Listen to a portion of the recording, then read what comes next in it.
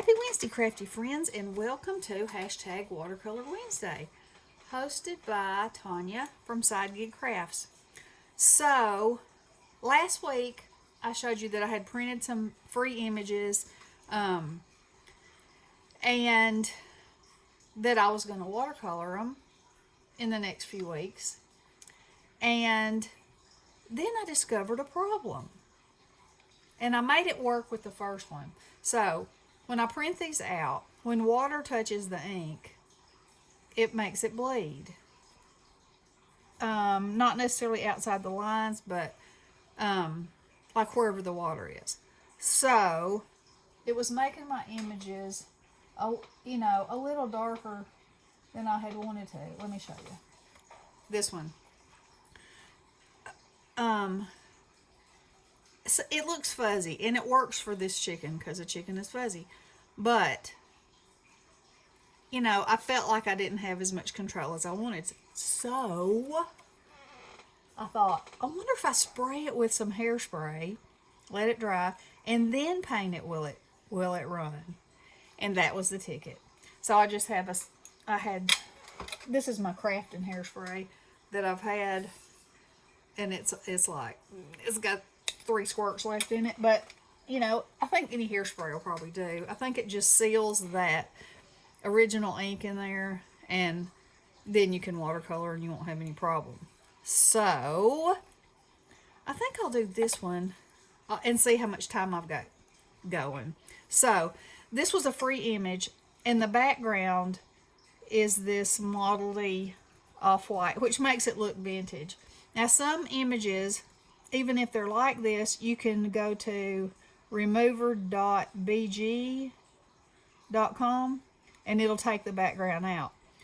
I haven't had any luck with it taking any out on these.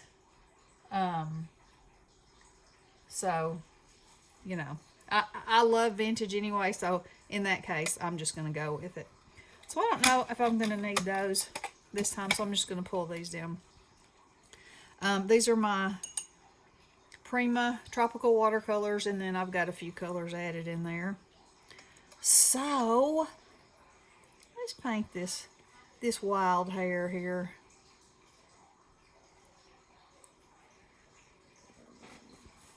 Get my paper towel.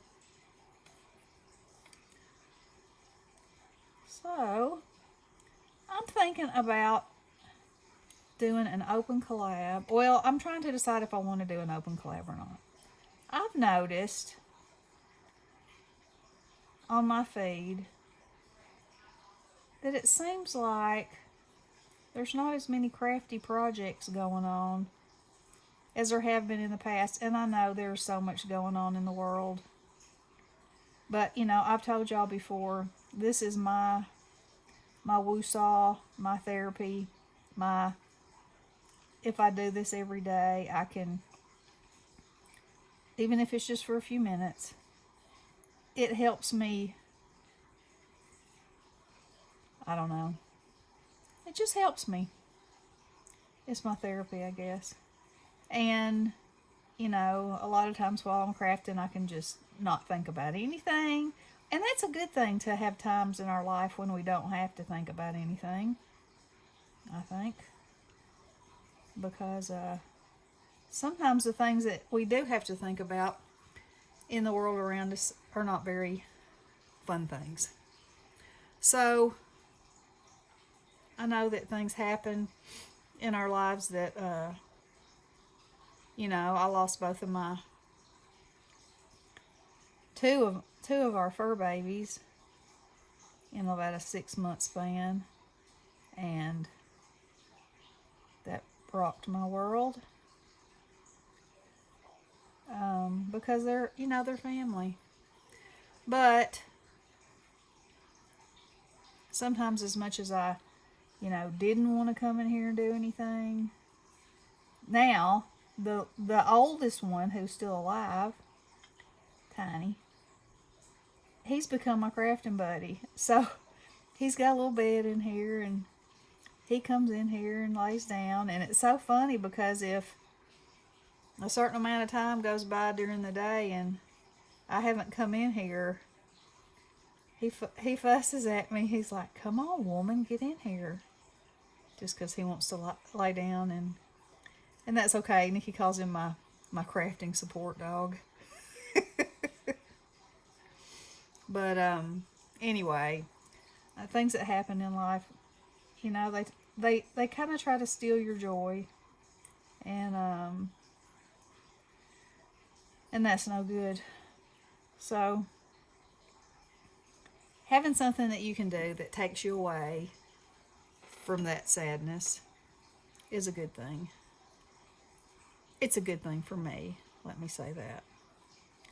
Might not be such a good thing for everybody, but it is a good thing for me. It's helpful for me. So, anyway, back to what I was thinking about a collab. I was thinking that it would be fun and it wouldn't cost anybody any money. Use something you have in an unexpected way. Just create with it. You know,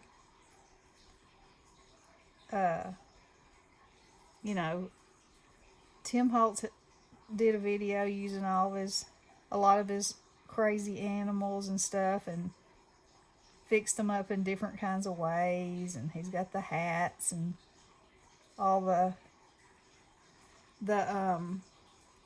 bow ties and stuff like that you could put on it. You could make anything, turn anything Easter. You know how I did Halloween at Valentine's Day. Something like that. Only, crafter's choice.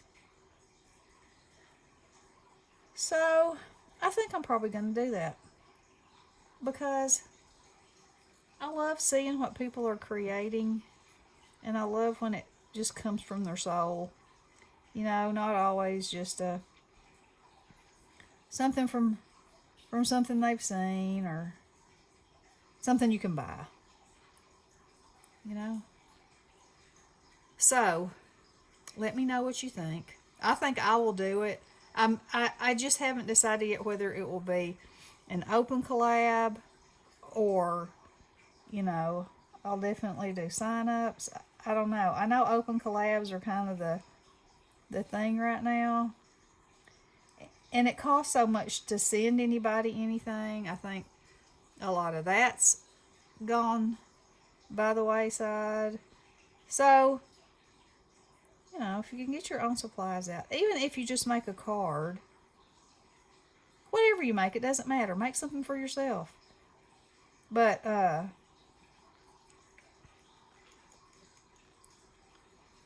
make it take something that was meant for one thing and make it into something else. Or give it a different twist. Or I don't exactly know how I'm trying to say what I'm trying to say, or if you can even understand what I'm trying to say. Oh my goodness. But I know what I'm trying to say. I just don't know if you know what I'm trying to say. So anyway, also, try something you haven't tried and give yourself a break. Nobody starts out doing everything, and everybody's first time doesn't look great, If everybody was good at everything they did the first time, then why would you even try to do it, Why? Being good at something is fun, but the journey is a good thing. Definitely a good thing. So, let's see, what other color egg do I want here? Orange one? Sure, why not?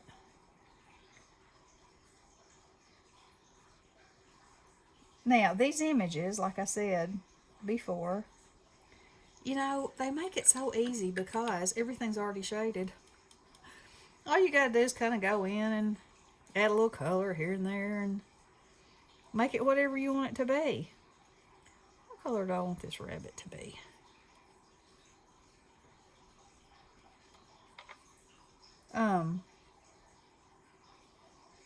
And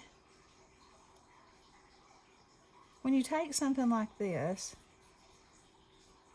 especially these vintage images, you can look on Pinterest or you can look on, just Google them, and you can see some that are colored, and you can try to color them just like they were originally colored, or you can do you know. And the more you practice, the different things you'll see. So, for instance, if you get an image like this, it already has the shading in it, and thereby also the highlights. You know, after you do a few of them, you kind of get accustomed to where the shadows and the highlights would go. And so that's teaching you something, you know, in itself. So not only are you practicing with your watercolor, you're also learning something, whether you realize it or not, about shading and highlights. That's how I feel about it anyway.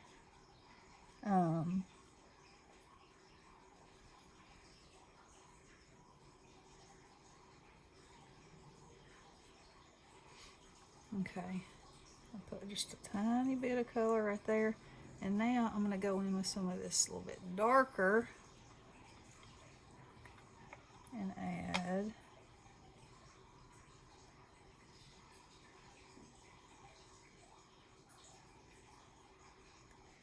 here and there.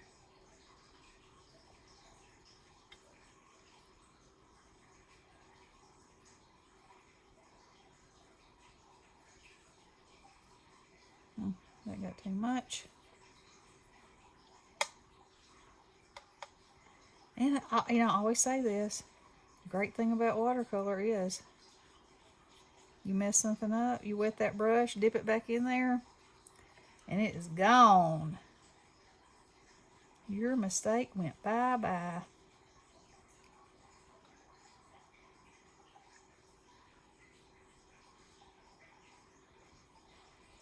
That sweet little bunny.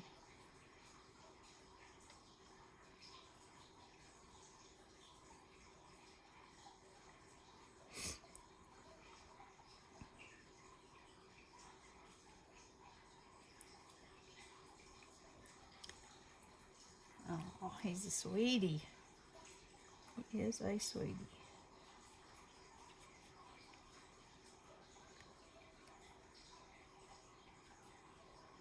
All right. Now, I'm going to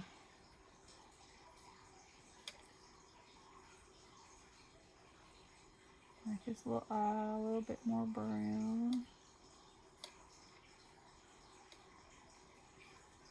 Like that. Okay. I'm not sure if that's supposed to be rocks at the foot of that tree. I'm making it eggs. How does that sound? He is going through the forest, and he's picking up eggs as he goes. He is the Easter bunny on an Easter egg hunt. Ooh, I had some yellow in that.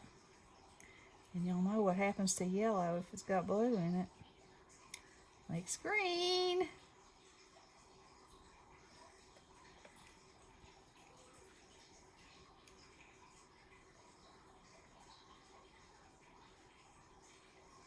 I always think when I start one of these that it just won't take any time, you know. This is going to be a pink dogwood tree. We had one in our backyard when I was a kid. And Bestie and I would play under that thing. We'd take our babies out there. We'd play for hours.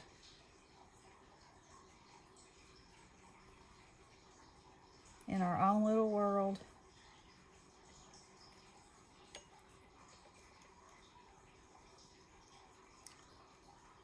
But the pink ones aren't wild like the white ones are, which makes them a little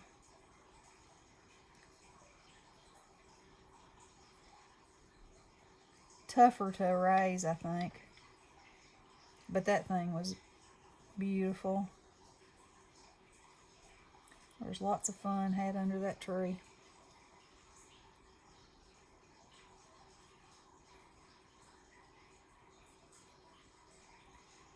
And our dog Freddie was buried under that tree. We have got, oh, I've got to show y'all this. We've got a nest of robins in a crepe myrtle in the backyard. And the mom was, when they were just eggs, she was so protective of them. And if you went out there, it was like she had a posse, a bird posse. And suddenly there'd be robins everywhere screaming at you, you know. You'd be like, what? At that time, I didn't even realize that there were eggs in the nest. And then I thought, okay, I got you now. There's eggs in that nest. That's the problem. So I went to take some garbage out, and I heard all this crazy, you know, baby bird screaming. And I looked over, and this is what I saw.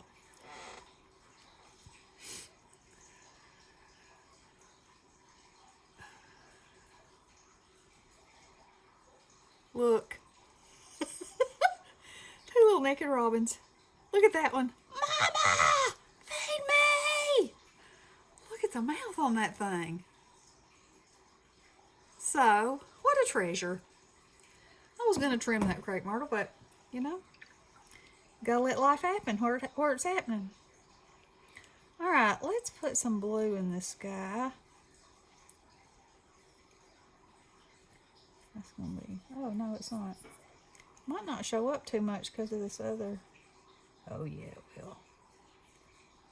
I'll just do it around in different places, just so it kind of gives the feel of a blue sky.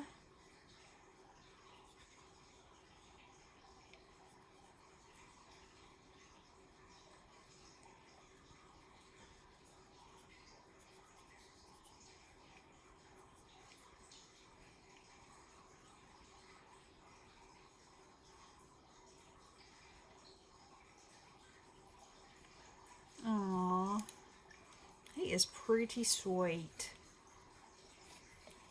And his tail, I want it to be a little whiter than that, so I had some white watercolor, but it was in a tube. I've ordered some. It's supposed to be coming from Amazon. But that stuff, it was like taffy. I tried to squeeze it out. It was like, oh my. So I'm going to go in here and make me some cottontail bunny tail with my gel pen.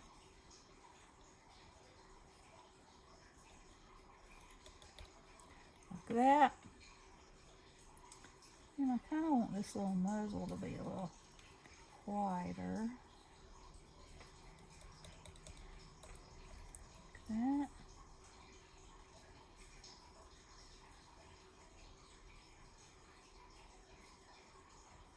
Give this little egg some highlights.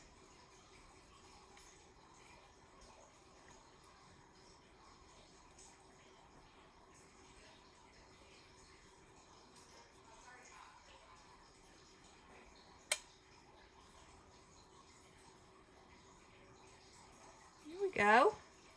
Alrighty. Let's see how long that took me. 19 minutes. Okay. So, stay tuned for a video about, I'll figure out the name of it.